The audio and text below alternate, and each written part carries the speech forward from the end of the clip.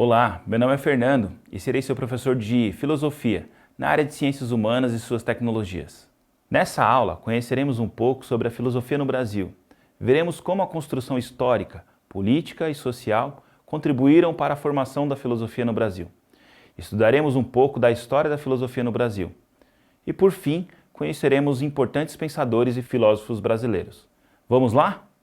Não dá para começar essa aula sem falar um pouco da construção social, histórica e política do Brasil. Nós já conhecemos a filosofia que vem lá do Velho Continente, desde pelo menos 3.000 anos antes de Cristo, que já existem alguns escritos filosóficos ou um pouco da história dessa área. Mas e aqui no Brasil? Como é que será que tudo começou? Como é que será que as coisas surgiram? Vale lembrar que a filosofia ganhou um grande destaque justamente na Grécia Antiga, mais ou menos começou com 800 anos antes de Cristo, estudando justamente as questões sociais daquela época, as questões sociais das grandes cidades, como a política, como a justiça, a felicidade, a ética, entre outros aspectos. E aqui no Brasil não seria diferente. A filosofia também se ocupou por muito tempo de estudar os problemas sociais. Aliás, não só se ocupou, como ainda se ocupa dessa questão, de estudar as questões sociais, as contradições que ocorrem no Brasil, estudar as questões humanas que estão aqui nesse país. Então, para a gente começar a falar da história da filosofia, a gente tem que começar a falar da história do Brasil. E como foi a história do Brasil? A história do Brasil foi cheia de contradições. Em um primeiro momento, nós vemos uma ocupação dos portugueses, dos europeus aqui nessa terra. Houveram muitos conflitos, até que eles conquistaram esse espaço e passaram a dominar todo esse território. Nesse projeto de dominação, eles difundiram a sua cultura, difundiram a sua moral, seus costumes e difundiram também a sua religião. E dentro dessa difusão é que nasce a filosofia no Brasil. Porém, ela nunca deixou de analisar essas contradições, ela nunca deixou de pensar as questões sociais e refletir sobre o que é certo e errado, o que é bem e mal, o que é correto e incorreto, o que é ser feliz, o que não é ser feliz, o que é justiça, o que é cidadania, entre muitos outros aspectos.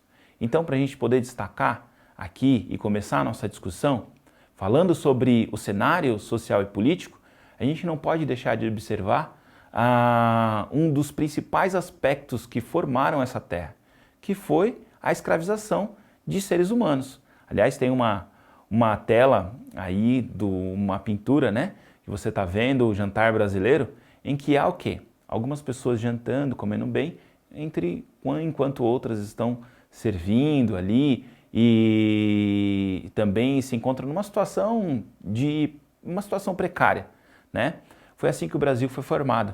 A escravização fazia justamente isso. Enquanto alguns trabalhavam muito e não tinham posse nem de si mesmos, outros viviam muito bem e tinham muitas regalias. Não dá para falar de filosofia sem observar a construção do Brasil nessa contradição, porque foram mais de 350 anos dessa forma.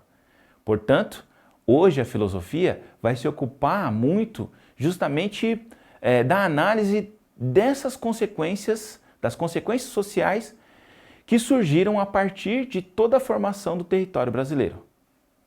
Vamos avançar um pouquinho mais e vamos ver como é que, de fato, o pensamento filosófico surgiu no Brasil?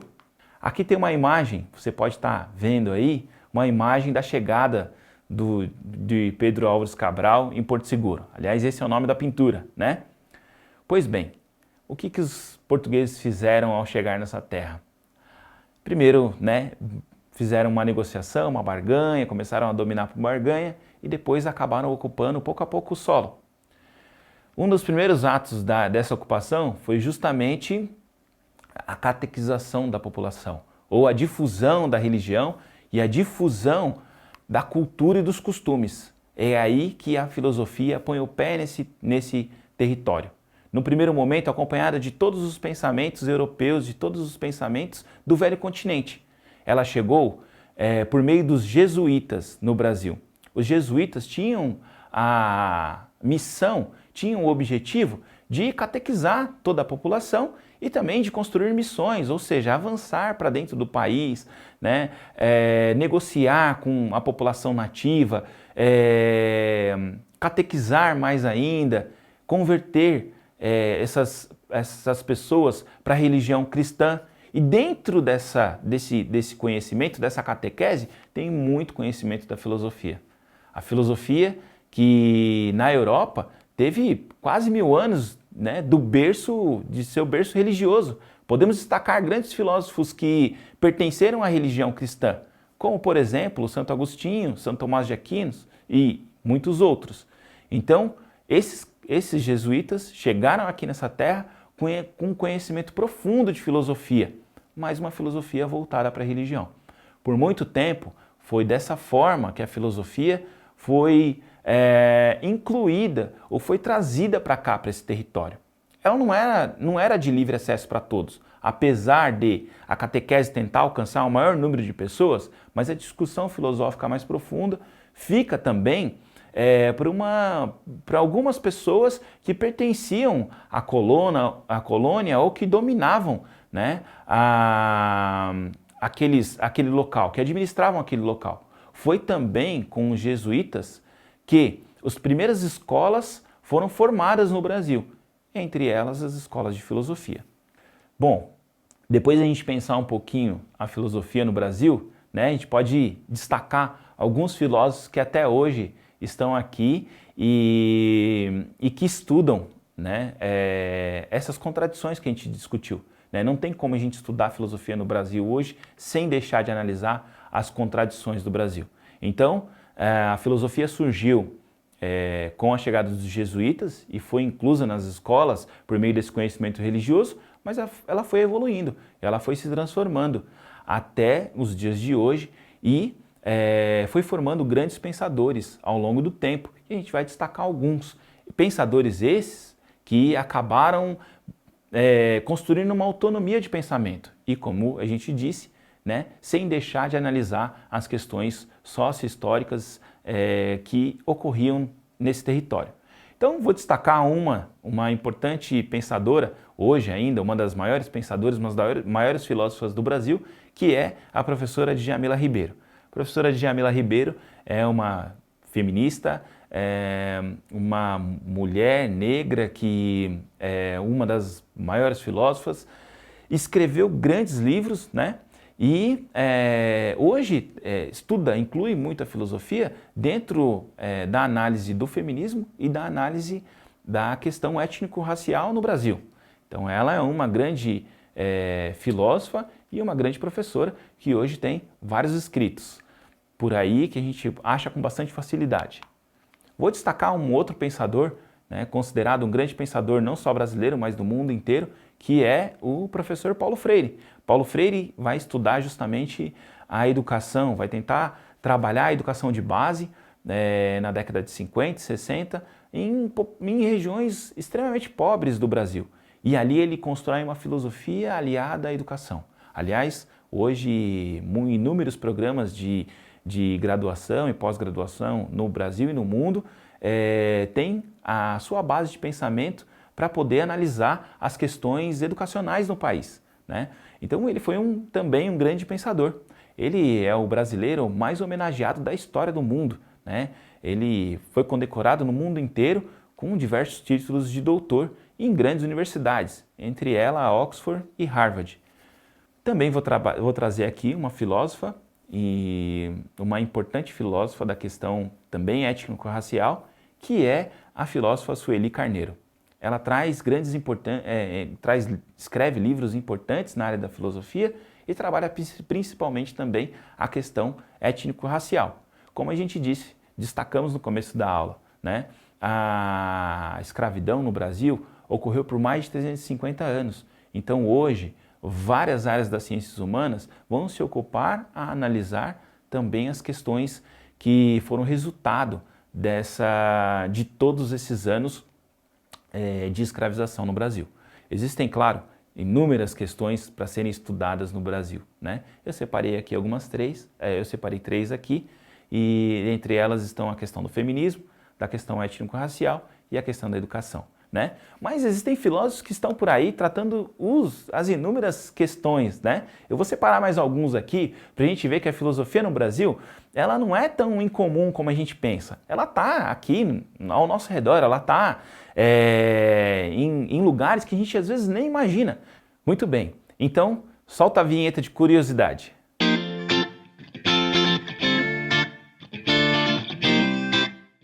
Eu trouxe aqui alguns filósofos que são destaques aí, que a gente vê todos os dias, estão em diversos lugares que a gente nem imagina. A gente vai conhecer alguns aqui agora e a gente vai ver que a filosofia no Brasil é muito mais comum do que a gente imagina. Muito bem, primeira filósofa é a Marilena Chaui. Marilena Chaui é uma professora da Universidade de São Paulo, escritora de inúmeros livros. Você já deve ter lido alguma coisa sobre ela. Ela é uma das maiores escritoras da área de filosofia do Brasil, né? Ela escreve a maior parte dos livros do ensino médio, né? Então, muitas vezes, quando você for ler alguma coisa de filosofia, presta atenção nesse nome, que talvez você encontre essa pessoa, né, por detrás ou atrás de todo aquele escrito, né? A segunda é a Viviane Mosé. Viviane Mosé é uma grande filósofa também, que está aí todos os dias nos programas nos programas matinais, né, nos programas das diversas emissoras. Talvez de manhã você não tenha percebido, mas você já deve ter visto ela lá comentando algum assunto, discutindo alguma coisa ali, né, do dia a dia, interagindo com outras pessoas famosas, né, e às vezes nem se deu conta de que ela é uma professora de filosofia, de que ela é uma filósofa. Um outro filósofo também é o Luiz Felipe Pondé. O Luiz Felipe Pondé, a gente encontra ele aí no jornal, ele está lá discutindo no jornal, ele está também em programas de curiosidade, né, no dia a dia, ele está em discussões do dia a dia, enfim, em diversos programas, no domingo, você vai encontrar ele muitas vezes na mídia, na televisão, na internet. E o quarto filósofo que eu trago aqui para vocês é o Mário Sérgio Cortella, né? Mário Sérgio Cortella é aquele que a gente sempre vê, a palestra no YouTube, né? A gente encontra ele por aí sempre nas redes sociais, ele é muito ativo. Às vezes ele também está nos programas das manhãs de diversas emissoras também, né? E ele é um grande filósofo, às vezes a gente nem sabe que ele é um filósofo, ele é um grande filósofo, um grande pensador da área da filosofia e um grande escritor também. Tá vendo como a filosofia é muito mais comum do que a gente imagina? Tenho certeza que se você observar, você vai ver algumas dessas pessoas que a gente discutiu aqui no dia a dia e vai também ter um acesso à obra delas, nem que seja, né, de uma fração pequena. Para finalizar essa aula, eu vou deixar vários links lá para estudos no Saiba Mais, vou deixar várias possibilidades de pesquisa e vários artigos para você ler. E vamos finalizar com uma frase de reflexão. Ensinar exige compreender que a educação é uma forma de intervenção no mundo. Paulo Freire. Muito bem, bons estudos e até a próxima.